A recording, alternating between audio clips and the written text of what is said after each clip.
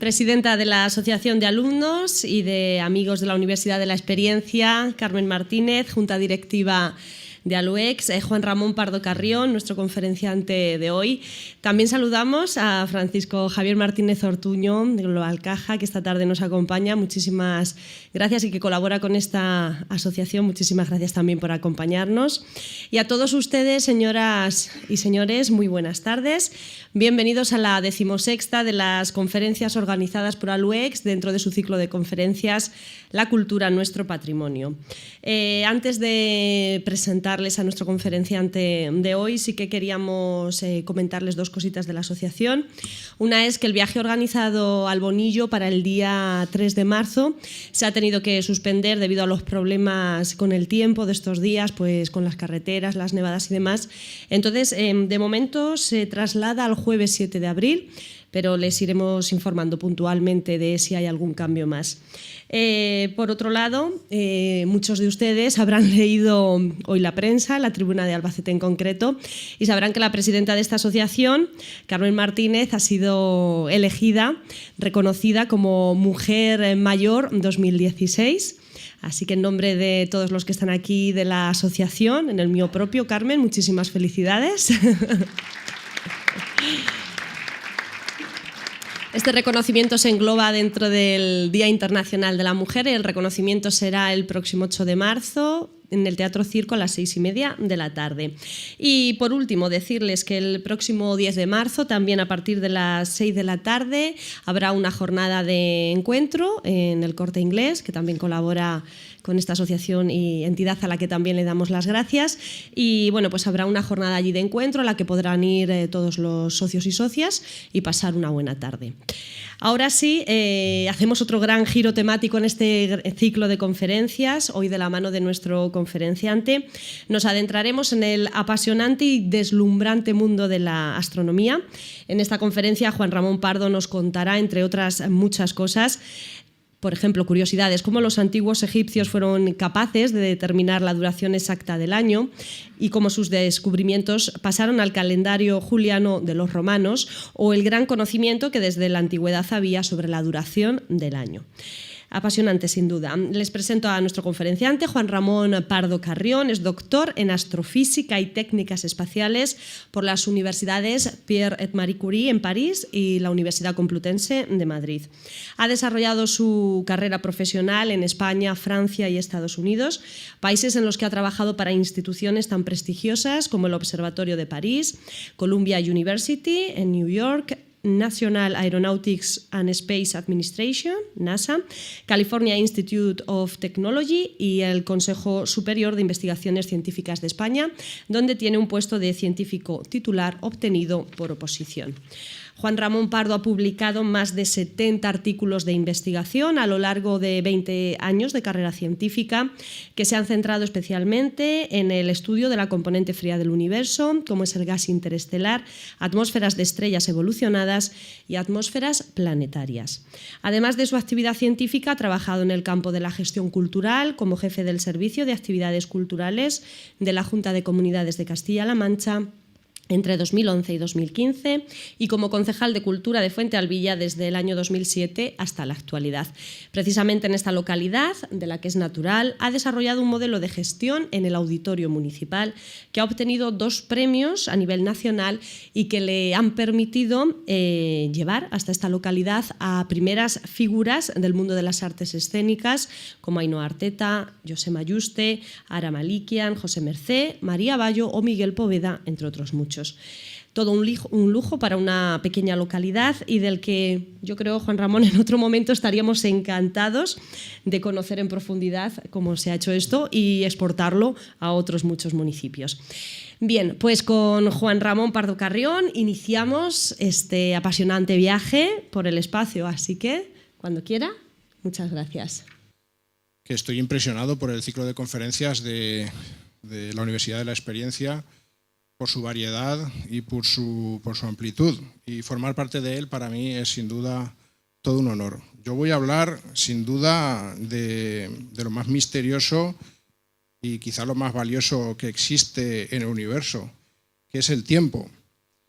Para el ser humano, pues el tiempo, tenemos esa concepción de algo absoluto que va fluyendo y que está separado de todo, está por supuesto separado del espacio, separado del control del ser humano, pero bueno, el tiempo tiene detrás de sí una larga historia que es la que voy a intentar contarles aquí esta tarde. Y además para ello hemos elegido esta fecha del 29 de febrero porque bueno, es una fecha que está ligada precisamente a una corrección necesaria para mantener nuestro calendario siempre en fase con lo que es el devenir de la Tierra en su órbita alrededor del Sol.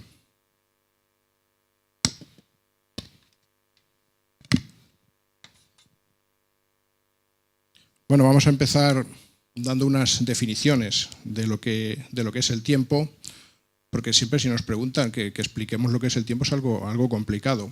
Entonces, para dar luz a esto, aquí tenemos 3 definiciones. Es la dimensión física que representa la sucesión de estados por los que pasa la materia. El tiempo también es el periodo determinado durante el que se realiza una acción o se desarrolla un acontecimiento. Y en definitiva es una magnitud de carácter físico que se emplea para realizar la medición de lo que dura algo que es susceptible de cambio. El concepto de tiempo va ligado al concepto de suceso, de cambio, pero también va ligado al concepto de que exista un observador. Filosóficamente podemos decir que un universo en el cual no existiese seres inteligentes que pudiesen observar los cambios y medirlos, básicamente no existiría, ni existiría el tiempo. Para que exista el tiempo necesitamos tener cambios, fenómenos y además que haya un observador que pueda medirlos. Vamos un poquito a concretar el tiempo para nosotros, para los seres humanos, que vivimos en un lugar muy concreto, en un planeta que está en el sistema solar, en la galaxia Vía Láctea, y que pues tiene una serie de peculiaridades. Este planeta rota sobre sí mismo, este planeta está dando vueltas alrededor del Sol, y bueno, pues esos son los fenómenos, esos son los cambios que directamente determinan nuestra percepción del tiempo. El tiempo para nosotros, de forma natural, lo dividimos en días debido a la rotación de la Tierra y también en años por el movimiento de traslación de la Tierra alrededor del Sol. Si viviésemos en otro planeta donde el periodo orbital fuese distinto, donde el fenómeno de dar vueltas sobre sí mismo pues fuese diferente, el tiempo, los habitantes de ese planeta lo definirían de otra manera. Por tanto, el año se define como el tiempo que tarda la Tierra en dar una vuelta alrededor del Sol. Bueno, esto es una definición un poquito vaga, porque luego vamos a ir profundizando dentro de la conferencia que realmente hay diferentes tipos de año y que no todos duran lo mismo y eso depende de la referencia de qué fenómenos tomamos para definir la duración del año. Y lo mismo pasa con el día. En principio lo podemos definir como el tiempo que emplea la Tierra en dar una vuelta sobre sí misma. En azul he puesto las definiciones, por ejemplo, de tipo práctico. Para nosotros un año pues es un periodo de 365 días o 366 en los años bisiestos que dividimos en 12 meses y que empieza el 1 de enero y termina el 31 de diciembre. Bueno, eso es una convención que hemos tomado por diferentes motivos.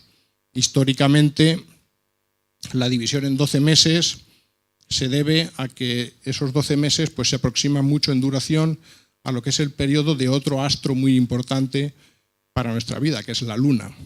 El periodo orbital de la Luna alrededor de la Tierra es muy aproximadamente un mes. Y ese es el origen, finalmente, de los meses en nuestro calendario. Y el día pues, se divide en 24 horas, 60 minutos y 60 segundos. Y esto pues, tiene también unas razones históricas.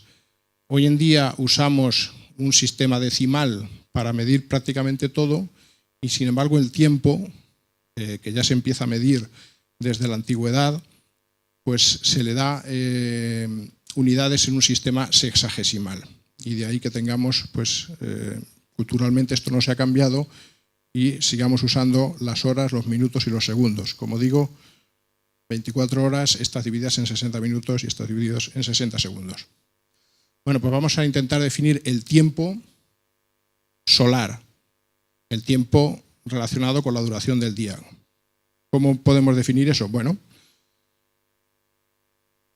si nos colocamos en un lugar de la Tierra, el Sol sale por el este, va caminando por la esfera celeste y llega un momento en que alcanza su punto más alto. Esa dirección es el sur, y la línea que forma esa dirección con la dirección del polo norte es lo que se llama el meridiano del lugar. El paso del Sol por el meridiano es lo que se llama el mediodía. Y el intervalo del tiempo transcurrido, o el intervalo transcurrido entre dos mediodías, pues eso sería el día solar. Ese día solar lo dividimos en 24 horas, 60 minutos y 60 segundos solares. Ahora les voy a hacer una pregunta. Imagínense que estamos por la noche observando el cielo y a las estrellas les ocurre lo mismo que el Sol. Salen por el este, van subiendo, llega un momento en que culminan, pasan por el meridiano, alcanzan su punto más alto y luego van bajando y se ponen por el oeste. Igual que si tomamos el Sol como referencia, podríamos tomar una estrella como referencia para definir la duración del día. Pues pongámonos por la noche, observamos en un sitio, pasa una estrella por el meridiano y si esperamos 24 horas de tiempo solar, pues resultará que esa estrella no volverá a pasar por ese mismo punto. Pasará 4 minutos antes. De manera que el día ligado al Sol no dura lo mismo que el día ligado a las estrellas. Uno se llama el día solar y otro es el día siderio. Y les voy a explicar de dónde viene la diferencia. Es muy sencillo de entender. La Tierra va girando sobre sí misma. Si tenemos una estrella en esta dirección, las estrellas están lejísimos, las podemos considerar como situadas en el infinito, pues un día después, justo cuando la Tierra ha dado una vuelta, la volvemos a tener en esa misma dirección. Sin embargo, el Sol, debido a que es un objeto cercano y que la Tierra está girando en una órbita alrededor de él, cuando pasa un día, la Tierra se ha movido un poquito en esa órbita. De manera que para volver a tener el Sol enfrente de nosotros, en el mediodía de nuestro lugar, necesitamos que la Tierra recorra un pequeño ángulo extra. De manera que el día solar dura un poquito más que el día sidéreo. Es una diferencia apreciable. Aquí les pongo este esquema. Imagínense el día de hoy, el Sol en la dirección sur, representado por el círculo amarillo, y el punto rojo señala una estrella que está justo en la misma dirección que el Sol, detrás. Cuando pasan 23 horas, 56 minutos y 4 segundos de tiempo solar, volvemos a tener la estrella en el sur. Sin embargo, el Sol todavía no lo tenemos en el sur. Tenemos que transcurrir 3 minutos y 56 segundos más para recorrer ese pequeño ángulo extra y volver a tener el Sol en el sur. De manera que ya cuando hablamos de días, cuando queremos definir el tiempo ligado al día, ya tenemos dos días distintos. Tenemos el día solar y el día sidéreo. Pero es que además ese ángulo extra que tiene que recorrer el Sol no es el mismo en todos los días del año, porque la Tierra no tiene una órbita circular alrededor del Sol. Si su órbita fuese completamente circular, la cantidad extra que tendría que recorrer la Tierra en su movimiento de rotación para volver a tener el Sol en el sur sería todos los días la misma. Pero como la órbita es elíptica, la velocidad de traslación de la Tierra a lo largo de esa órbita va cambiando día a día.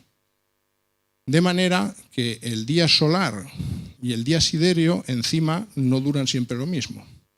Por eso los astrónomos hablamos de días medios. A la hora de definir el tiempo solar se habla de día solar medio, que sería el promedio de lo que dura ese fenómeno de tener el Sol enfrente de nosotros en el sur dos veces consecutivas a lo largo de toda la órbita de traslación de la Tierra alrededor del Sol. Bueno, este tiempo solar es el tiempo que nosotros utilizamos para nuestra vida diaria. La hora civil está directamente ligada con la hora solar, pero no es la hora solar. La hora civil no es exactamente igual que la hora solar. Resulta que en cada uno de los puntos del planeta tendríamos horas distintas, porque cada punto estamos en un paralelo diferente y de aquí al pueblo de al lado pues habría una diferencia de unos minutos en el tiempo que el Sol pasa por el sur. De manera que habría infinitos tiempos. Es decir, cada uno tiene su hora solar local, pero claro, a efectos prácticos necesitamos establecer convenios para que todo el mundo, países enteros, tenga la misma hora. Bien, para eso se definió el meridiano de referencia, que es el meridiano que pasa por la localidad inglesa de Greenwich y que también pasa por Alicante. El tiempo, lo que nosotros llamamos el tiempo universal, que es el tiempo solar de paso por el meridiano de Greenwich, es el que se utiliza como referencia para definir los horarios en todo el planeta. A partir de este meridiano, lo que hacemos es dividir el globo en 24 porciones de 15 grados y a esas porciones les llamamos usos horarios. Esas porciones de 15 grados a todos ellos les atribuimos la misma hora civil. ¿De acuerdo? Pero evidentemente, desde un extremo al otro del uso horario, tenemos de forma efectiva una hora de diferencia de tiempo solar. ¿Vale? Pero es que además, en la definición del tiempo civil, interviene también la geopolítica, y se lo voy a mostrar en la próxima transparencia. Les he dicho antes que deberíamos imaginarnos la Tierra dividida en 24 ajos de 15 minutos de longitud y sin embargo los usos reales que se usan pues son estos que ven ustedes aquí.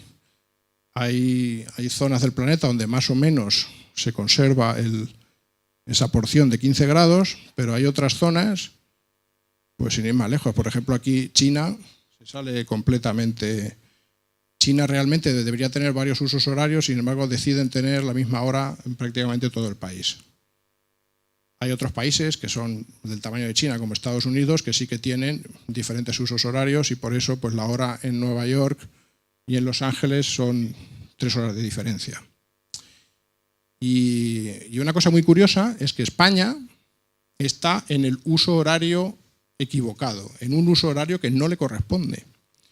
Si ven aquí el trazado, este uso horario que vemos aquí es el que corresponde a la hora de Greenwich, es el meridiano de referencia. Sin embargo, a efectos civiles, la hora de Greenwich la tiene Inglaterra, la tiene Portugal, que es una hora menos, la tiene también las Islas Canarias, pero España tenemos una hora más que en Inglaterra.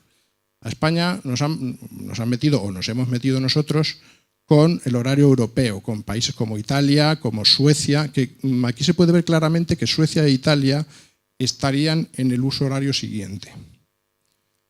Esto cuando uno viaja, pues tiene sus efectos. Yo estuve la semana pasada en Roma, que tiene la misma hora civil que aquí, y aquí a las 6 de la tarde todavía lucía el sol, y en Roma es completamente de noche, porque está más al este, tiene la misma hora civil, pero sin embargo allí ya el sol, porque al final el sol no va pegando saltos por la política de la Tierra, el sol va moviéndose continuamente por el cielo. Bueno, pues todo esto pues, tiene su miga y tiene su interés. Les voy a contar un pequeño ejemplo de una discusión que tuve hace años con unos colegas míos en el Observatorio de París, donde yo estaba trabajando. Un día pues empezaron ahí a meterse conmigo diciendo que es que en España somos unos tíos muy raros, porque comemos muy tarde, etc. Y entonces yo me propuse demostrarle que en España en realidad hacemos las cosas bien y los que las hacen mal son ellos. Y les voy a contar cómo se lo expliqué. Aquí he hecho un zoom para que vean el uso horario, pues el que le comentaba. Nosotros deberíamos estar en este, pero este aquí se desvía de una manera extraña, pilla Portugal, Canarias, etcétera, y España lo metemos en el otro. Bueno, en el uso horario de Inglaterra, en el verano, la hora oficial es la hora de tiempo universal más 0, es la hora de tiempo universal. Y en el invierno. Y en el verano se le añade una hora, pues por estas cuestiones de ahorro energético, etcétera. En el uso horario, o en España, tenemos en este siguiente uso horario, pues es 1 hora más. En invierno tenemos la hora de tiempo universal, la del meridiano de Greenwich, más 1 hora, y en el verano más 2 horas. Bueno, yo estaba comiendo en París con mis colegas y me estaba acordando pues un poquito de las costumbres españolas. Y entonces pues hice este pequeño experimento mental. Vamos a pensar que estamos en el 21 de junio y que vamos a empezar a comer en Madrid a las 2:20 de la tarde de hora civil de Madrid. Y en París, allí la gente come a las 12:30.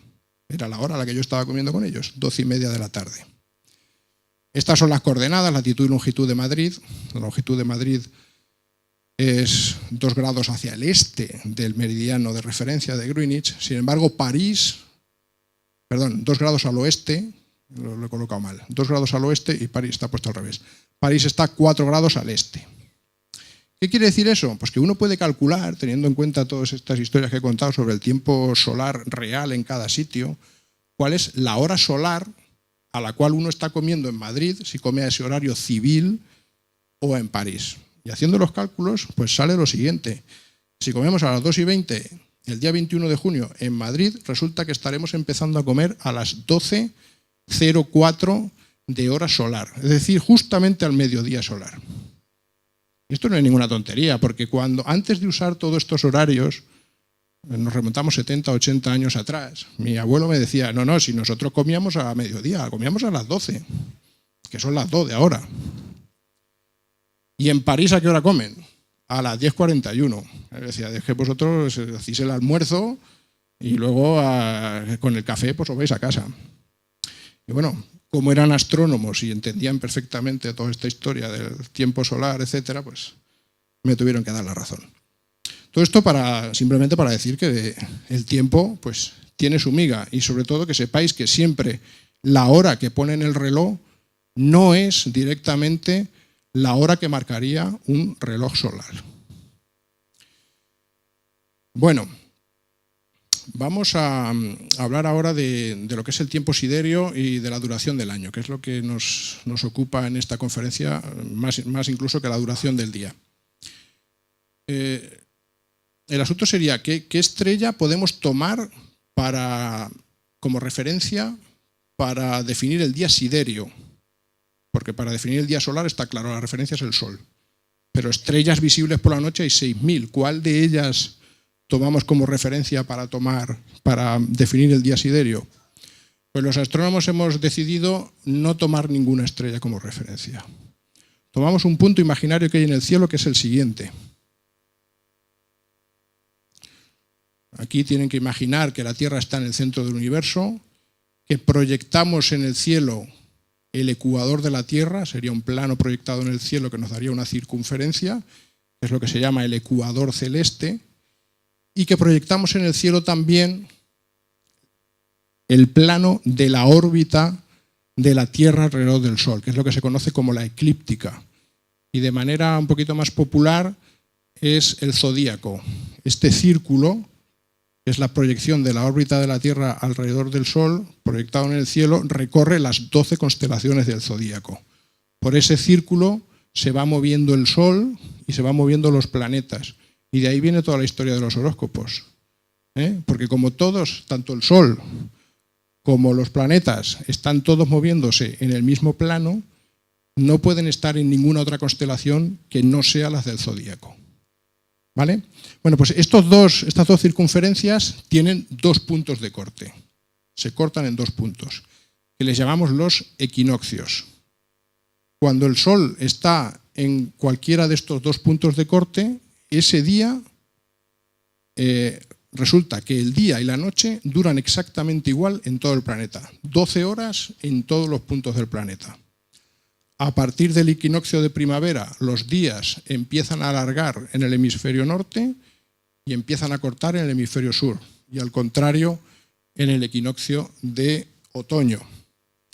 Bueno, pues este punto, llamado el punto Aries, que es el equinoccio de primavera, es el que se toma como referencia para definir el día siderio. Un día siderio es el tiempo que tarda el punto Aries en volver a la misma posición en el cielo. ¿Vale? ¿Por qué tomamos el punto Aries? Porque el punto Aries es muy importante. El punto Aries es el que sirve para definir también la escala anual, el paso de las estaciones del año.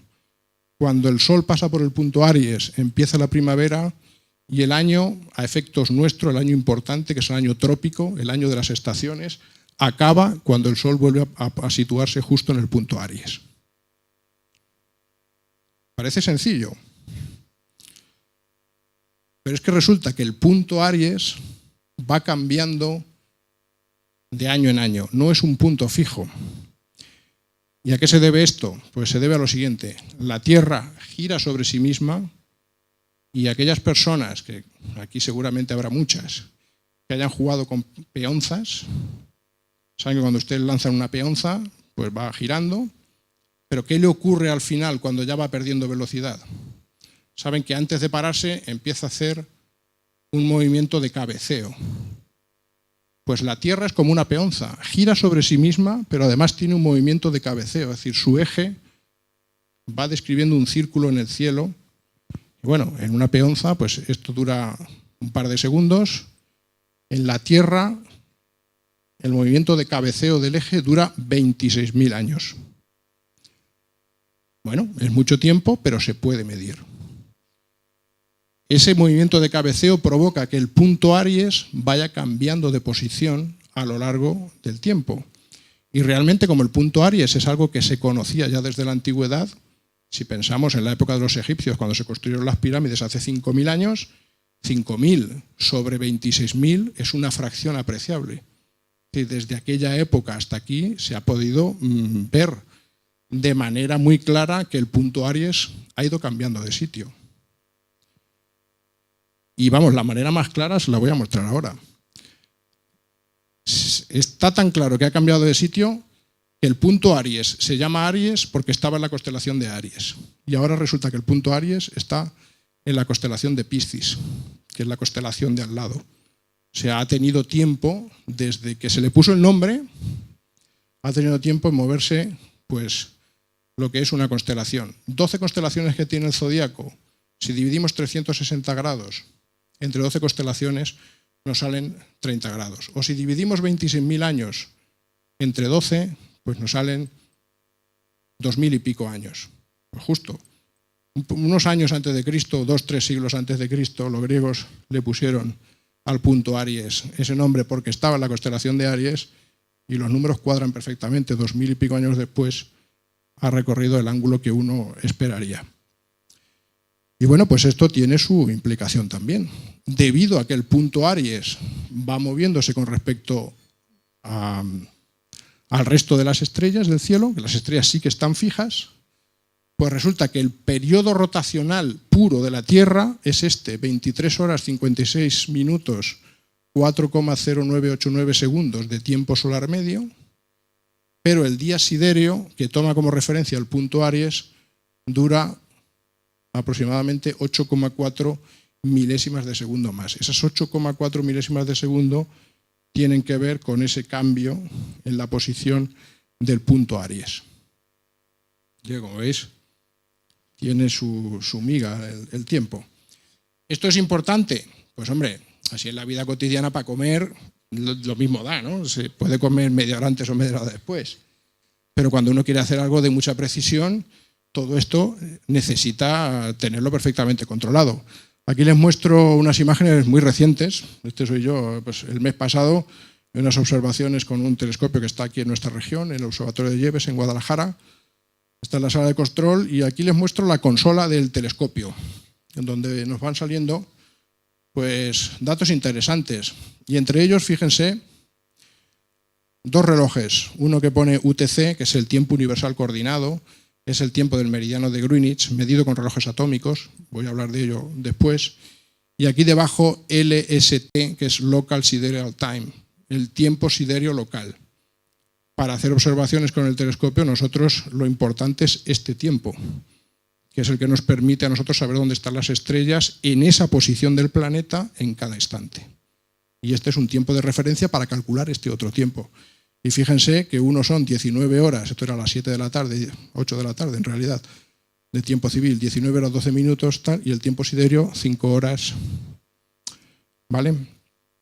Pues todas estas cosas, como digo, hay que tenerlas en cuenta para hacer observaciones astronómicas, pero no solamente para eso, pues para las órbitas de los satélites, que finalmente esos satélites los usamos nosotros, pues por ejemplo, para un sistema de GPS.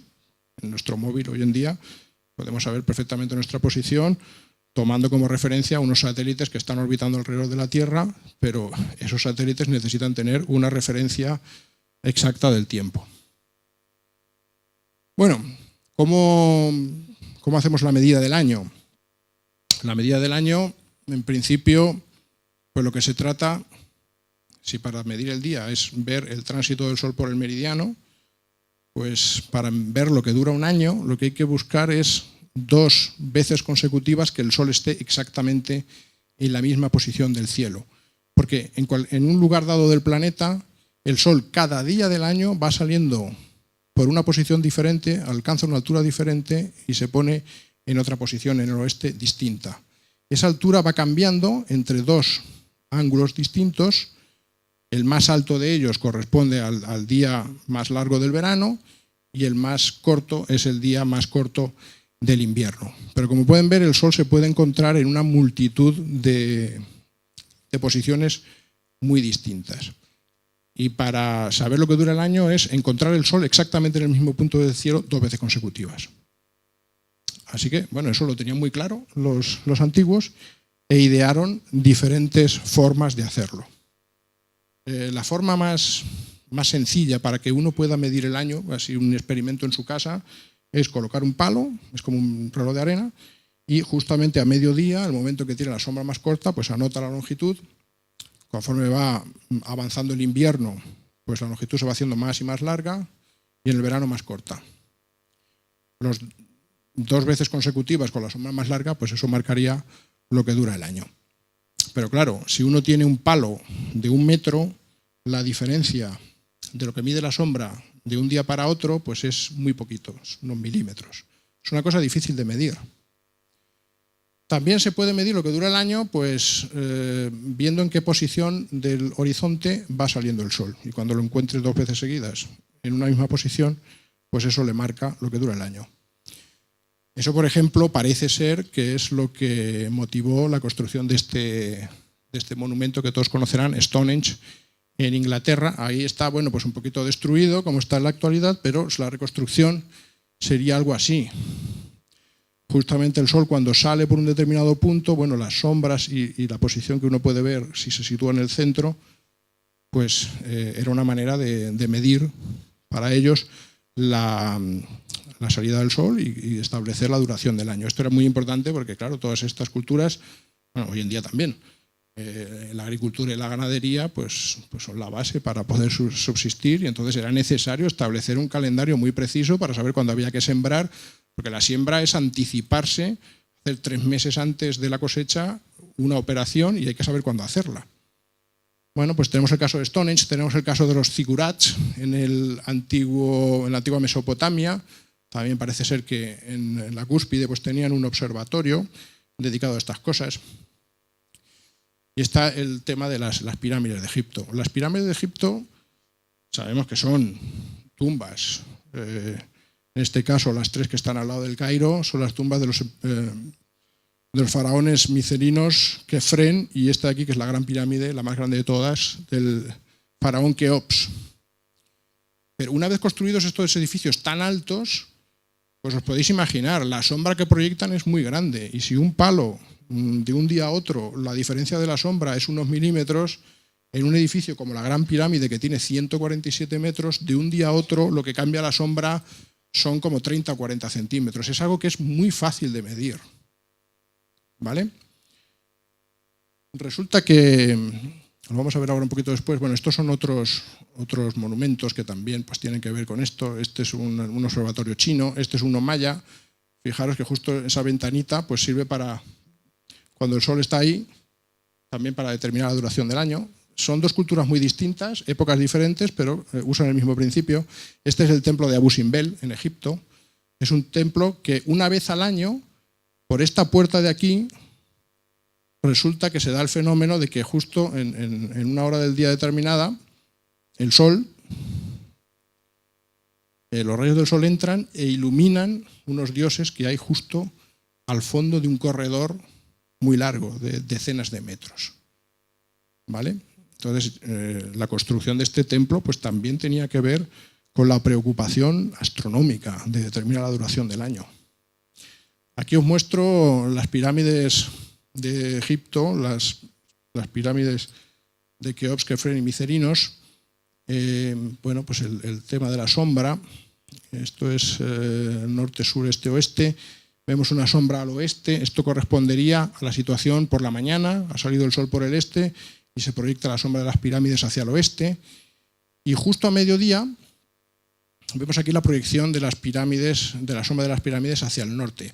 Una cosa interesante es que hay tumbas alrededor de la gran pirámide de Keops, pero están situadas al oeste y al este. Sin embargo, hacia el norte no hay tumbas. Ahí parece ser, se descubrieron en excavaciones arqueológicas que ahí lo que había era un suelo con un pavimento con baldosas, y además no eran así, sino que estaban así colocadas así como al bies, justamente para ayudarse para medir la sombra. Tenían esas baldosas y pues ahí podían pintar de una forma muy sencilla lo que la sombra a mediodía medía en cada uno de los días del año. Además quiero que os fijéis una cosa interesantísima sobre las pirámides, es que están situadas perfectamente alineadas en la dirección norte-sur. O sea que ya la construcción denota una intención astronómica. Bueno, pues vamos a hacer un pequeño, bueno, esto es un esquema de cómo sería la sombra a lo largo del año. Esto es un esquema que he sacado de un libro del siglo XIX. Y vamos a hacer aquí unas pequeñas cuentas. La Gran Pirámide está a una latitud aproximadamente de 30 grados norte. Bueno, exactamente está a 29 grados, 9792458. Pero es que sabéis que hay toda una corriente que busca la explicación de todo con las pirámides. Y hay gente que dice, fíjate qué casualidad, que la latitud de la pirámide es 29, bueno, todo este número de aquí, y la velocidad de la luz en el vacío es 299792458, exactamente las mismas cifras, en metros por segundo. Bueno, es decir, esto es un sistema en grados, hexagesimal, esto es un sistema decimal. Bueno, es una casualidad bastante grande, pero bueno, tantas cosas se le buscan a la Gran Pirámide que esta es otra más. Bueno, lo que yo iba es que por esta latitud el Sol en la Gran Pirámide oscila justo a mediodía entre los 83 grados sobre el horizonte en verano y 37 grados en invierno, el día 21 de diciembre, el día más corto del año. Bueno, pues ese día es muy fácil medirlo. La Gran Pirámide mide 147,5 metros de alto. Para calcular cuánto mide la órbita, porque como todo el mundo aquí ha estudiado trigonometría, es multiplicar por la tangente de ese ángulo, de 37 grados. Sale que la sombra de la pirámide son 195 metros. 195 metros son unos 80 metros más allá de donde acaba la pirámide. De manera que esos 80 metros es la variación que tiene la sombra de la pirámide en aproximadamente 55 días que tarda esa sombra en desaparecer a mediodía. Es decir, el sol a mediodía sube por encima de un ángulo que ya hace que no haya sombra. Pues en 55 días cambia de 80 metros. ¿Qué quiere decir? Que cada día cambia 1,5 metros. Con lo cual es muy fácil medir. Y es muy fácil darse cuenta que justo cuando pasan 365 días, que es lo que más o menos se sabe que dura el año, vamos a ponernos hace 5.000 años, pues ellos llegaban allí esperando medir la sombra de la misma longitud y se dieron cuenta que no medía exactamente lo mismo, medía pues una variación de 30-40 centímetros. Haciendo cuentas, rápidamente se dieron cuenta que el año, para explicar eso, para explicar esa diferencia, pues no duraba exactamente de 365 días, sino que duraba más o menos un cuarto de día más. Esto ya lo sabían los egipcios.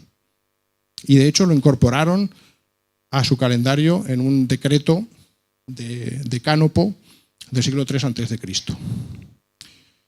Bueno, les voy a hablar muy rápidamente de que los años, pues el que a nosotros nos importa es un año trópico, es el año de las estaciones.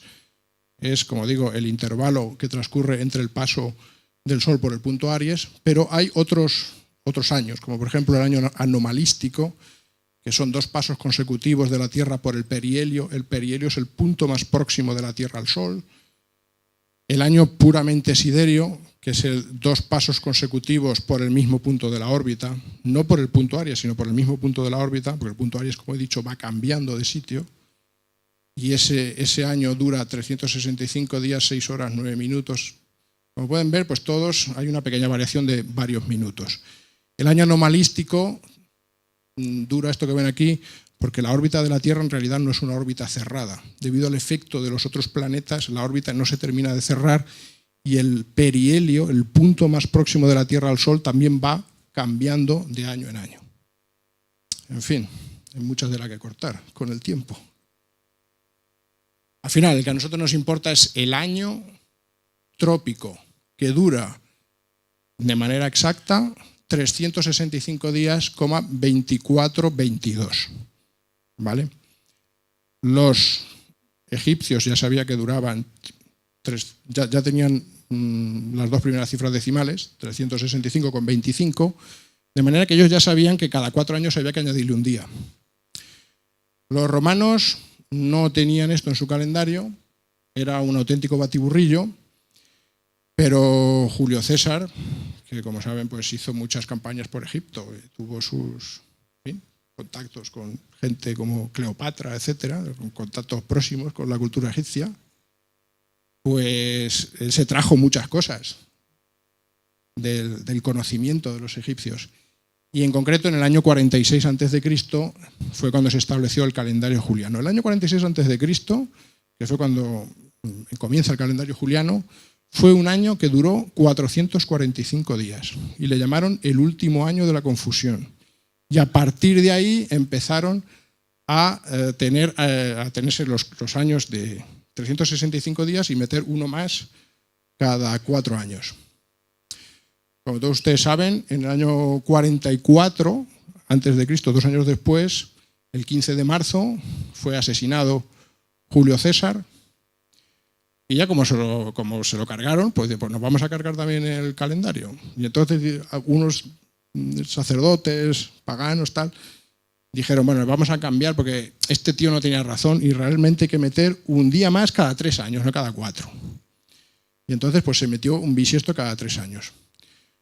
Varios años después, pues resulta que Augusto, en tiempos de Augusto, se dieron cuenta que eso ya había provocado un desfase.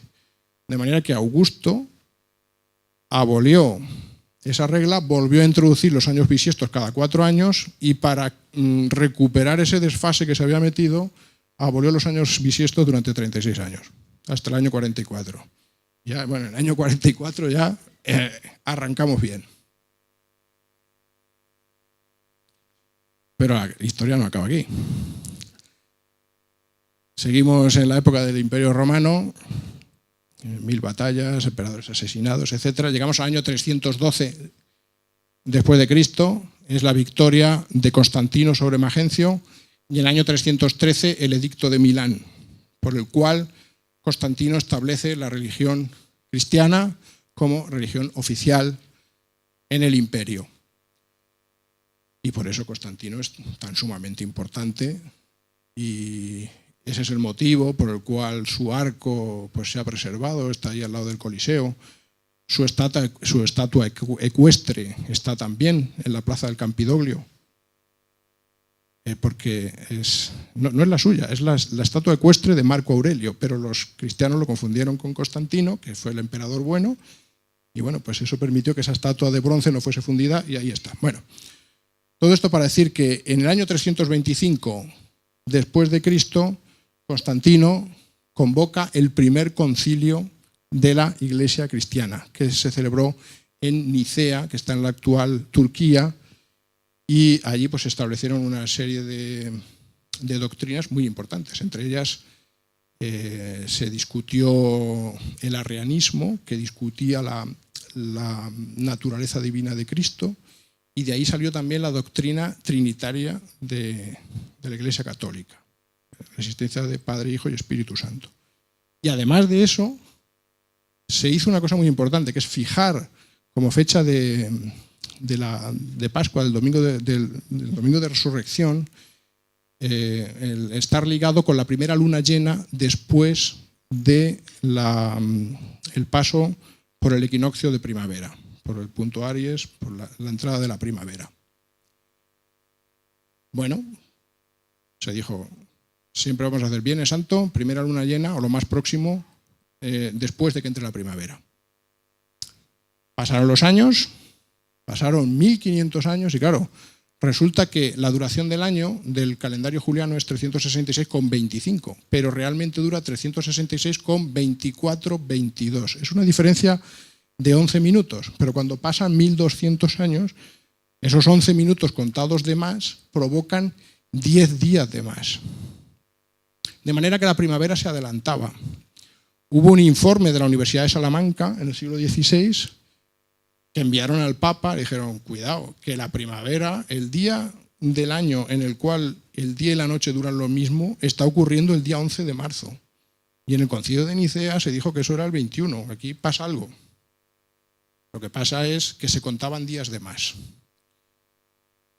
Y bueno, pues para resolver ese problema, pues lo que se decidió fue pues ajustarse a esa duración, 366,24-22. Para ello, lo primero era eliminar esos 10 días de más. Para eso, en la reforma gregoriana, porque la hizo el Papa Gregorio XIII, ese año, el año 1582, el último día del calendario juliano fue el 4 de octubre, y del 4 de octubre juliano se pasó directamente al 15 de octubre gregoriano. Ese año se le quitaron 10 días. Y luego además, dijo, para no contar días de más, hay que quitar, cada 400 años hay que quitar 3 años bisiestos. De manera que establezcamos la duración del año a 365,2425, que ya es muy próximo a 0,2422, que es la duración real. Y la manera de quitar esos 3 años bisiestos cada 400 es todos los finales de siglo que no sean divisibles por 4 no son bisiestos. Entonces, el año 1700, las dos primeras cifras no divisibles por 4, 1700, 1800 y 1900, que deberían haber sido bisiestos, no fueron bisiestos. Y el siguiente año secular, que ha sido el 2000, sí que ha sido bisiesto. Entonces, no nos hemos enterado mucho, porque sí que el 2000 ya ha tocado ser bisiesto a pesar de esa excepción. Y bueno, gracias a eso ahora tenemos un calendario que permite no tener errores en 3.300 años. No vamos a perder ningún día en 3.300 años. Tenemos tiempo para pensar. Otras curiosidades. La confesión ortodoxa del cristianismo no aceptó la reforma gregoriana, porque era una reforma del Papa Católico de Roma, y por eso hoy en día la Navidad ortodoxa tiene lugar 13 días después que la Navidad católica. Cuando llega el 25 de diciembre, ellos están 13 días por detrás. Los 10 días que se habían perdido en esos 1200 años entre los dos concilios, y desde aquellos hasta aquí, 3 días más. Y por eso, hoy en día, los ortodoxos, además esto en la televisión muchas veces lo habéis visto, que dicen, bueno, hoy es el día de la Navidad ortodoxa, y salen las ceremonias en la Iglesia Ortodoxa Rusa, etc. 7 de enero. Bueno, y ya con todo este galimatías, ya para ir terminando, les voy a contar lo que es la definición de día juliano. Esto es algo muy, muy importante. Con todo este galimatías, con todo estos años bisiestos, otros bisiestos que se quitan, el año 1582 que se le quitaron 10 días, el año 46 a.C., que duró 400 no sé cuántos días, etc. Si uno se pone a hacer cálculos astronómicos y quiere hablar de fenómenos astronómicos que ocurrieron mucho tiempo en el pasado, utilizar los años no es una escala práctica. Entonces hay que utilizar una escala continua que no tenga saltos. Y para eso se definió el día juliano. El día juliano es contar día a día desde una fecha determinada, que se estableció una fecha muy distante en el tiempo para que fuese muy anterior a cualquier época histórica, en concreto el 1 de enero del año 4713 a.C. Y en esa escala de días julianos, esta conferencia de hoy ha comenzado a las 6:30 del día juliano 2.457.448. Evidentemente, para la vida nuestra, es decir, si salen en el diario diciendo, bueno, buenos días, estamos en el día juliano, 2 millones, eso pues no es muy práctico. Pero para los astrónomos sí, porque cuando hacemos estudios de fenómenos que duran mucho tiempo y tenemos que expresar un fenómeno, una variabilidad en función del tiempo, ¿qué ponemos en la escala de tiempo? Lo mejor es poner el día juliano. Y aquí les muestro pues, un estudio mío de hace unos años, donde pueden ver en el eje de las IES es una variación de luminosidad de una estrella, es una estrella que está en el final de su vida, que está pulsando, y en el eje de las X el día juliano. Y aquí vemos que cada 300 y pico días esta estrella pues, sufre una pulsación debido a inestabilidades en su interior, etc. Pero bueno, con esta escala de día juliano es muy sencillo expresar eso. Si yo tuviera que poner aquí años y bisiestos y no sé qué, pues sería imposible. Entonces, para usos científicos es muy importante el día juliano. Ya nos acercamos al final de la conferencia y ustedes se preguntarán, bueno, resulta que es que el tiempo realmente es muy difícil saber, ni siquiera nos podemos fiar de la hora que tenemos civil, porque no se corresponde con nada. Sí se corresponde, pero es un poco lioso. Bueno, ¿se puede establecer algo que permita hablar de una escala más absoluta de tiempo y que además el tiempo fluya de una manera uniforme? Bueno, pues para eso se inventó el reloj atómico en el año 1958, que utiliza un fenómeno físico que son transiciones cuánticas en el interior de un núcleo atómico y, bueno, pues ese fenómeno sí es un fenómeno natural que proporciona una escala de tiempo muy precisa, muy constante, que no está sometida a todos estos fenómenos astronómicos, a que la Tierra, pues su velocidad de giro no es constante, que se va frenando, ese tipo de cosas. Bueno, pues el tiempo que usamos hoy en día realmente tiene que ver con el tiempo astronómico, pero su referencia es el tiempo atómico, establecido con los relojes de Cesio. En la definición que se hizo de un segundo es esta, 9.990, en fin, esta cifra que ven aquí de transiciones del átomo de Cesio. ¿Por qué? ¿Por qué ese número tan raro? Pues porque en el año 1958 ese número de transiciones coincidía muy exactamente con lo que duraba el segundo solar medio ese año. ¿Vale? A partir de entonces hay bastantes laboratorios en la Tierra con relojes de Cesio que van contrastando el conteo que proporcionan esos relojes para establecer lo que se llama el tiempo atómico internacional, que es la base del tiempo universal coordinado, el tiempo universal que tiene que ver con el Sol, pero coordinado porque está ligado a los relojes atómicos. El tiempo atómico internacional es con el que se dan las señales horarias y es el tiempo de referencia para los satélites GPS. Algunas curiosidades sobre el tiempo atómico. Bueno, este es el primer reloj de Cesio, que se haga una idea.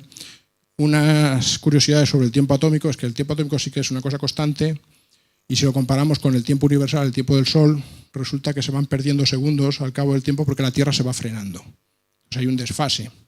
Eso motiva que cada cierto tiempo se va corrigiendo, se van metiendo unos segundos intercalares en la hora oficial para mantener el tiempo atómico lo más próximo posible al tiempo universal, al tiempo ligado al Sol. Y esos segundos intercalares seguramente lo habrán oído en la prensa. El último se metió en el año 2015. Bueno, ¿el tiempo atómico es la referencia absoluta? ¿Es algo que no cambia? No, también cambia. Ni siquiera uno se puede fiar del tiempo atómico.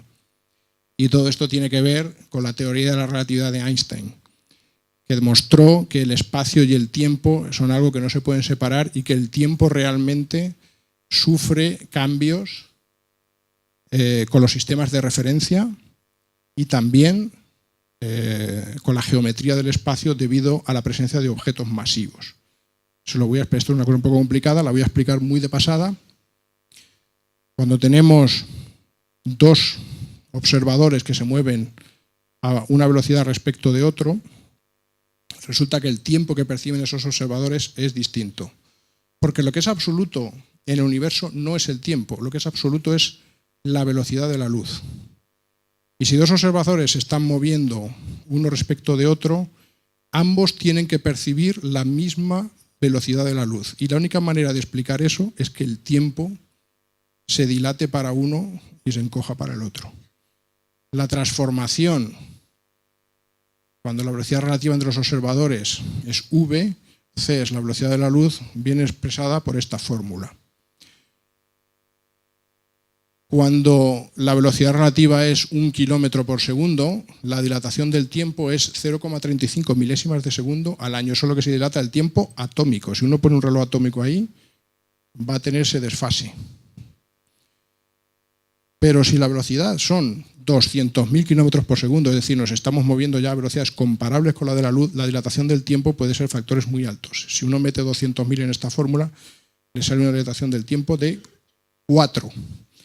Es decir, que para un observador pasaría un año y para el otro que se está moviendo a 200.000 kilómetros por segundo pasarían, bueno, al revés, el que se está moviendo pasaría un año y el que está fijo pasarían 4 años. Y de aquí Einstein lanzó la paradoja de los gemelos, que es con la que yo empecé la conferencia. Tenemos dos gemelos, uno se va a marchar en un viaje en una nave espacial que va a alcanzar la velocidad de 200.000 kilómetros por segundo, el otro se queda en la Tierra, se va por ahí unos años, pasan a lo mejor 2 años para él y sin embargo para el otro han pasado 8 o quizá más. Si la velocidad son 250.000 kilómetros por segundo pueden pasar 10, 15, 20 años. El tiempo para ambas personas será distinto y los gemelos pues acabarán en estados distintos de su vida. El otro fenómeno físico que hace dilatarse el tiempo es la presencia de objetos masivos como estrellas, como agujeros negros. Un agujero negro o el Sol distorsiona el espacio-tiempo a su alrededor y eso hace pues que el tiempo no transcurra de la misma manera. Y algunos pensarán, este nos está contando un rollo tremendo, eso no puede ser. Bueno, pues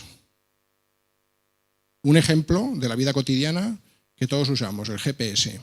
El GPS se basa en un sistema de satélites que están orbitando alrededor de la Tierra y para determinar la posición en la que estamos necesitamos tener 4 satélites visibles. Esos satélites mandan una radiación pulsada, tienen relojes atómicos de referencia, aparte nuestro GPS, el aparato en nuestro coche, está conectado con el tiempo atómico internacional y por un sistema de triangulación se puede determinar con una precisión tremenda de milímetros dónde estamos. Y eso después, pues con los programas, se utiliza para ir por carreteras, etc. Estos satélites se mueven a una velocidad de 3 kilómetros por segundo en su órbita, con lo cual sufren el efecto relativista y de hecho se puede medir. Los relojes atómicos embarcados en estos satélites sufren un desfase con respecto a los relojes atómicos en Tierra de 38,5 millonésimas de segundo al día.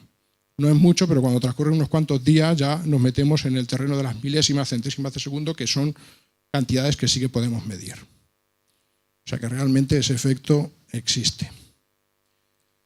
Y bueno, me prometí a mí mismo meter las ondas gravitacionales, que es el último gran descubrimiento de la ciencia en esta conferencia. Y bueno, la verdad es que se pueden meter de forma natural. Una onda gravitacional es una distorsión del espacio-tiempo que viaja en forma ondulatoria por el universo. El reciente descubrimiento que ha habido en Estados Unidos de las ondas gravitacionales, que es algo que está postulado por las teorías físicas pero que nunca se había visto, más o menos, os lo voy a describir, se trata de 2 agujeros negros de aproximadamente 30 masas solares cada uno de ellos, situados en una galaxia a unos 1.000 millones de años luz de la Tierra, que entraron en colisión girando uno alrededor del otro. Claro, son objetos muy masivos, muy pequeños, que distorsionan muy fuertemente el espacio-tiempo a su alrededor y generan ondas gravitacionales que viajan por el universo. Bueno, 1.000 millones de años después han llegado a la Tierra y no nos hemos dado cuenta porque, claro, este fenómeno, viajando esa distancia tan grande, pues se ha atenuado muchísimo. Pero hay un experimento en Estados Unidos, son dos telescopios, aunque esto no parecen telescopios, pero realmente son telescopios de ondas gravitacionales, uno situado en Luisiana y otro situado en el estado de Washington, que lo que tienen en su interior son 2 brazos, un láser como este. Un láser es un haz de luz extremadamente coherente. Quiere decir que las ondas y los valles del láser, de los diferentes rayos que forman el láser, están todos muy en fase. ¿Vale? Pues aquí lo que tiene es un láser muchísimo más potente que este, que lo dividen en dos y que después esos dos trozos los vuelven a combinar y los pasan a un detector.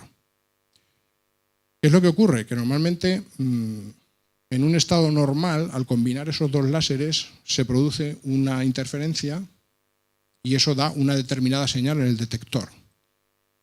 Si pasa por aquí una onda gravitacional, esa onda gravitacional distorsiona el espacio y el tiempo, de manera que estos dos brazos que miden exactamente lo mismo, cuando pasa la onda gravitacional, se van a ver levemente distorsionados. Esa pequeña distorsión provoca que la radiación tenga que recorrer un espacio diferente en uno de los brazos respecto al otro y que la señal en el detector, que siempre es la misma, de pronto cambia con una determinada forma que se puede calcular de forma teórica. Que es esto que seguramente habrán visto en las noticias. Esta es la señal detectada en el telescopio de Hanford, que es el que está en el estado de Washington, y exactamente la misma señal en el mismo momento en el telescopio de Livingston, en el estado de Washington, 3.000 kilómetros más allá. ¿De acuerdo? Y justamente, como ven, las dos formas exactamente iguales y tal y como se predice en forma teórica que debería corresponder a esa distorsión del espacio-tiempo de esa onda gravitacional que nos llega de esos dos agujeros negros que, como he dicho, pues se fusionaron hace 1.000 millones de años.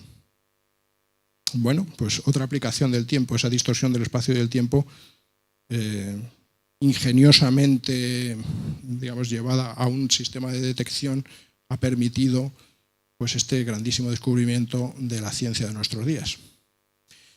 Y bueno, simplemente pues yo creo que ha quedado claro que el tiempo es mucho más que mirar el reloj. Hay muchísima historia detrás, muchísima física, muchísima ciencia y es en sí mismo un objeto muy interesante de estudio. Simplemente comentarles que los astrónomos, cuando observamos el universo, siempre estamos haciendo un viaje en el tiempo. El Sol se encuentra a 8 minutos luz. Nosotros lo vemos como era hace 8 minutos. La Luna, a 380.000 kilómetros, es un poquito más de un segundo. La luz recorre 300.000 kilómetros por segundo. La Luna está un poquito más de un segundo luz. Planetas de nuestro sistema solar pues son varios minutos, pero cuando observamos galaxias, como la galaxia de Andrómeda, son 2 millones de años lo que tarda la luz en llegar hacia nosotros. Y cuando observamos lo que se llama el cielo profundo, el universo joven, estamos detectando galaxias tal y como eran hace 1.000 millones, 2.000 millones de años, etc. Estamos haciendo continuamente un viaje en el tiempo. Lo último, la última frontera que se puede detectar con la luz y con telescopios es la radiación fósil que se liberó tras el Big Bang, lo que se llama el desacoplo materia-radiación. Al principio de todo, el universo era tan pequeño y tan denso que la materia y la radiación estaban completamente acopladas. Yo esto siempre lo explico. Imagínense una plaza llena de gente, cada una de las personas es una partícula de materia y ahora imagínense un balón de fútbol que representa la luz. Si la plaza está completamente llena de gente, estamos todos apretados, si uno intenta chutar el balón de fútbol no llega a ningún sitio porque acaba tropezando con todos los vecinos que tenemos alrededor. El universo se ha ido expandiendo, con lo cual esa plaza se ha ido haciendo cada vez más grande, pero la gente es la misma, pero tienen más espacio. La plaza cada vez es más grande, 6.000 personas, pues cada vez es más grande, con lo cual llega un momento que la separación media entre las personas es suficiente como para que cuando uno chute el balón acabe viajando entre varias personas y llegue a otra, en el otro extremo de la plaza. Ese es el universo actual, en el cual la luz transporta información de unos puntos a otros. El momento en que se produjo el desacoplo, es decir, el momento en que la luz empezó a viajar libremente, quedó una radiación fósil en el universo que hoy en día se puede detectar con telescopios de microondas y, como digo, esa es la última frontera que podemos observar los astrónomos. Eso sucedió 300.000 años después del Big Bang o 15.000 millones de años atrás en el tiempo. Y bueno, espero que hayan pasado un buen tiempo conmigo en este día juliano 2.400.000 y pico. Y me despido pues con esta fotografía de lo que son las aventuras de un astrónomo como yo en los observatorios. Esto fue hace 20 años, un observatorio en los Alpes franceses, donde también era una época de crisis y tuvimos que construirnos un iglú para poder terminar nuestra misión de observaciones. Muchas gracias, espero que hayan disfrutado y quedo a su disposición para las preguntas. Muchísimas gracias, Juan Ramón. Ha sido un verdadero placer escucharle. Y se abre ese turno de preguntas. Quien quiera formular alguna, levante la mano y yo rápidamente voy hacia el lugar. Gracias. Hola, buenas tardes. Si me permite, voy a hacer dos preguntas pequeñitas. La primera es respecto a la diferencia de esa hora al uso horario que nos corresponde, al meridiano cero. ¿Tiene algo que ver esto con la unificación de horarios en la aviación del eje durante la Segunda Guerra Mundial, de Alemania, Italia? Es que sobre esto he oído... Bueno, hay parte de razón en eso, pero tampoco podemos olvidar que Francia e Inglaterra conservan una hora de diferencia. Ya. Es que eso ha parecido, lo he leído en algún lado y me ha parecido también, en fin, un poco raro respecto a esto, que no tenía razón de ser porque unificar con Alemania, pero sin embargo pues estaban los aliados. Y la segunda pregunta es, ahora en la actualidad, en este siglo, en este milenio que estamos viendo, la referencia del norte, sobre todo para los navegantes, es la estrella polar, la Osa Menor. ¿Fue siempre así? ¿Seguirá siendo así? No, bueno, la osa polar no está exactamente en el polo norte celeste, está muy próxima, es la estrella más próxima, pero no siempre fue así. Y de hecho, bueno, pues ahora mismo es la estrella polar, pero en ese cabeceo de la Tierra, el eje durante 26.000 años pues va a ir apuntando hacia otras posiciones. Creo que fue hace 12.000 años, la estrella que marcaba el norte era la estrella Vega, que es una estrella muy visible hoy en día, que es la estrella más brillante de la constelación de la Lira.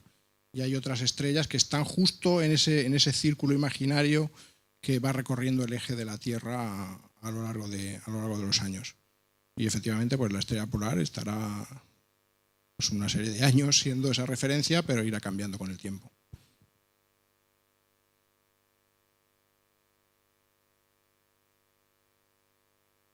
No se atrevían.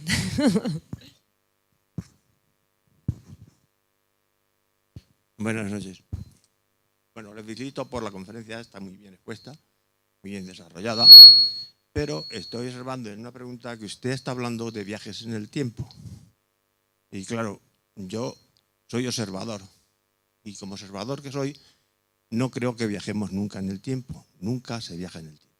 Lo que nos llega siempre es una imagen del pasado en el tiempo. O sea, que siempre vemos pasado, nunca viajamos nosotros, sino que es el pasado lo que nos viene a los ojos, porque la luz tarda un tiempo en llegar a nosotros. Por lo tanto, nosotros siempre observamos en cualquier instante, en cualquier momento, estamos observando pasado, pero nunca viajado en el tiempo. Sí, no, yo no he dicho que estemos observando el futuro, ¿eh? Cuando he puesto esa última transparencia, he dicho que siempre hacemos un viaje al pasado. Los astrónomos, con nuestras observaciones, siempre estamos observando el pasado. Estamos haciendo un viaje desde el universo actual a 15.000 millones de años atrás, hasta esa época del desacoplo materia-radiación. Luego existen esas teorías de que pueden existir curvaturas del espacio-tiempo que permitan pasar en épocas distintas y tal. Pero bueno, todo eso entra dentro de las conjeturas. Lo que nosotros observamos con nuestros instrumentos siempre es el pasado. Pero nosotros vemos pasado, observamos pasado, pero nunca viajamos en el tiempo. En el tiempo es otra cosa distinta. Viajar en el tiempo es moverse a través del tiempo. Lo que no se puede hacer el ser humano nunca es viajar en el tiempo. Bueno, estamos viajando en el tiempo, nuestra vida dura un determinado lapso, ¿vale? Y si efectivamente pudiéramos construir una nave que se moviese con esas velocidades, no es viajar en el tiempo, pero sí percibir el diferente velocidad con la que transcurre el tiempo. Eso sería posible. Lo que pasa es que, claro, es decir, estamos hablando de que los instrumentos, los satélites que tenemos se mueven a velocidades de unos pocos kilómetros por segundo, entonces estos efectos relativistas son muy pequeños, estamos hablando de millonésimas de segundo, y para tener efectos muy grandes, del orden de que para uno pase un año y para otro pasen 2, tenemos que movernos a velocidades muy próximas a la luz. Y evidentemente nuestra tecnología está lejísimos de permitir pues, tal tipo de viajes. No solamente nuestra energía, no solamente eso, sino la energía que se necesita para viajar y además la inercia de la materia. La materia nunca tendrá velocidades próximas a la luz, porque lo único que tiene velocidades próximas a la luz es la energía. Es la energía la que se puede mover, pero la materia está limitada y no puede viajar. Usted es observador del universo y sabe que todos los cuerpos materiales que existen en el universo, todos, exactamente todos, viajan a 3.000 kilómetros, a 2.000, a 200 kilómetros por segundo, pero nunca llegarán a los 300.000 kilómetros por segundo. Nunca. Bueno, tenemos por aquí más preguntas.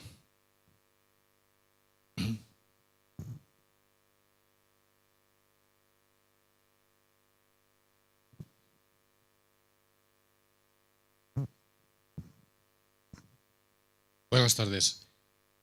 El tiempo y el clima tienen relación, y no me refiero a los veranos y a los inviernos y a las primaveras, sino a las glaciaciones y a los periodos desérticos, además de tener influencia en objetos extraterrestres que aterrizaron en la Tierra. Bueno, yo estoy hablando del tiempo como dimensión física en la cual se desarrollan los cambios de la materia. Luego, el tiempo climatológico pues es otra cosa y no, en principio no tiene nada que ver. Las glaciaciones, en fin, todos los diferentes periodos pues, por los que ha ido pasando la Tierra pues tienen que ver con fenómenos como cambios en el eje magnético, también tienen que ver mucho con el cambio de la composición de la atmósfera de la Tierra. Hay que tener en cuenta que la Tierra en un principio era una atmósfera muy rica en carbono, en CO2, y ese CO2 lo hemos ido enterrando, bueno, no nosotros, sino fundamentalmente los vegetales, lo han ido absorbiendo, convirtiéndolo en carbono orgánico, que se ha ido enterrando realmente. O sea, es el carbón, el petróleo, todo eso es el carbono que había en la atmósfera, poco a poco se ha ido fijando y se ha ido enterrando. Y ahora el famoso cambio climático es que lo estamos desenterrando. Y todo eso que se había guardado y escondido, ahora lo estamos sacando, lo estamos quemando y lo estamos volviendo a convertir en gas y liberando a la atmósfera.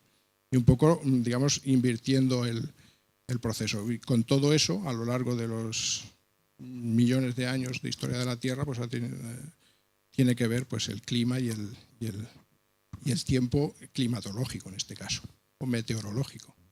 Gracias. Bueno, yo no le voy a preguntar a usted del tiempo, sobre el tiempo. Le pregunto sobre qué piensan los científicos, la ciencia, de la influencia de los astros con respecto a lo que popularmente está por ahí establecido de los horóscopos, de lo que se dice de los horóscopos. Muy bien, una pregunta muy, muy oportuna. Yo soy astrónomo, pero tendría que haber sido astrólogo. Y le digo porque los que estudian la vida se llaman biólogos y los que estudian la Tierra se llaman geólogos. Pero claro, la palabra astrólogo fue tomada por pues, esa pseudociencia que tiene que ver con la predicción de lo que nos va a pasar, por la posición de los astros, etcétera. Y como eso ya estaba cogido, pues digamos después la ciencia propiamente dicha, el estudio científico de los astros se llamó astronomía y bueno, luego pues están otras ramas como la astrofísica, etcétera. La astronomía viene de nomos, en griego quiere decir amigo de. O sea, astrónomo es amigo de los astros. Mientras que logos quiere decir estudio de. Entonces, pues bueno, ¿qué voy a decir? Yo como astrónomo evidentemente soy un crítico muy profundo de pues, todo eso, de los horóscopos, etcétera. Es decir, en principio nosotros no creemos en absolutamente ninguna relación entre la posición de que el Sol esté en tal constelación, entre otras cosas porque las constelaciones son agrupaciones o formas que tienen la distribución de las estrellas hoy en día. Pero realmente, aunque yo he dicho que las estrellas no se mueven, si uno espera varios millones de años, sí que la Osa Mayor va a ir cambiando de forma y otras constelaciones irán cambiando de forma. Lo que pasa es que en este momento de la historia, pues a unas determinadas alineaciones de estrellas se le llamaron de esa forma, y a las constelaciones del zodíaco, bueno, pues son muy importantes porque justamente por ahí es donde se mueven esos puntitos que son los planetas, que son las únicas estrellas, que no son estrellas, los únicos puntos luminosos que por la noche van cambiando de sitio, porque se van desplazando por sus órbitas y van pasando en esa proyección en el cielo por las diferentes, esas constelaciones del zodíaco. Pero como digo, es algo puramente casual. Esas constelaciones cambiarán de forma y no tienen absolutamente ninguna relación, como digo, con ningún evento que pueda suceder en la Tierra. Es un poco drástico la respuesta, pero es así. ¿Hay alguna pregunta más en la sala? Sí. Una pregunta. A ver, profesor, yo le voy a hacer una curiosidad que tengo, que creo que debe ser sencilla y sobre todo cercana, porque se refiere a nuestro país. Si el Sol sale por el este, por ahí por la Comunidad Valenciana, y se pone por el oeste, por Portugal o así, ¿qué diferencia en tiempo hay desde desde la salida del Sol a la puesta del Sol? Porque claro, pues vamos a ver, amanece mucho más temprano en Alicante. Alicante es justo el meridiano cero. He dicho que Madrid era el meridiano, o sea, la longitud 4 grados, eso es más o menos la mitad de la península ibérica, pues hasta, digamos, la punta de Lisboa o así, creo que son 8 o 9 grados. 15 grados es una hora, entonces 8 grados es 35, 36, 40 minutos por ahí. Esa es la diferencia de tiempo solar, es decir, cuando sale el Sol por Alicante, pues habría que esperar unos 40 minutos aproximadamente para que salga en Santiago de Compostela. Bueno, eso son las noticias. Conectamos con tal, y entonces sale, conectamos con Santiago de Compostela. Y pues aquí todavía estamos, que todavía no se ve el Sol. Y conectan con Valencia y resulta que ahí ya se ve. Bueno, gracias. En países como Estados Unidos o China, pues evidentemente eso es mucho más drástico. Juan Ramón, le voy a formular la última pregunta. Sí, y ya cerramos. En los últimos años hay ciertos movimientos, plataformas que abogan porque no se produzca este cambio de hora. No sé si esto traería alguna consecuencia positiva en distintos niveles o, por el contrario, sería negativo para el día a día, para nuestra vida. Pues hombre, esas noches, esos días de verano hay hasta las 10 y pico que todavía se ve, ¿no? Eso, que nos quiten eso va a ser duro. Es decir, una cosa es las matemáticas y cómo son las horas de verdad, y otra cosa son los usos cotidianos, los usos de la gente. Entonces, evidentemente, cuando ya estamos acostumbrados a una cosa, que nos la cambien drásticamente, yo le voy a decir que uno va a Portugal, que, bueno, es decir, cruza la frontera, es una hora menos. Portugal es un país mucho más triste y mucho más apagado que España. Yo creo que tiene que ver también con esa hora menos ahí de sol que disfrutan tanto en verano como en invierno, pues eso se nota. Entonces, pues bueno, sí, es un poco disparatado. Yo creo que es disparatado en España comer a las 4 de la tarde. Pero si comiésemos, como yo he dicho, a las 2, 2 y media, es que realmente estamos comiendo a mediodía solar. No estamos haciendo ningún disparate, es decir, lo estamos haciendo cuando corresponde. Entonces, pues bueno, evidentemente se puede discutir muchas cosas, pero, en fin, usos que llevan ya mucho tiempo, cambiarlos es complicado y a veces a lo mejor los efectos no son los deseados. Pero bueno. Muchísimas gracias. Bueno, nuestra presidenta Carmen Martínez le va a entregar un pequeño obsequio, un detalle al conferenciante, a Juan Ramón, para agradecerle esta conferencia. Les anuncio que la próxima conferencia, ya saben, el próximo lunes, 7 de marzo ya, a las 6:30 de la tarde, aquí también en Diputación, y en esta ocasión el catedrático de Geografía Humana de la Universidad de Castilla-La Mancha, Miguel Panadero Moya, hablará sobre otras comunicaciones, en este caso sobre Albacete y las comunicaciones. Muchísimas gracias, hasta el próximo lunes y que disfruten de la tarde. Gracias.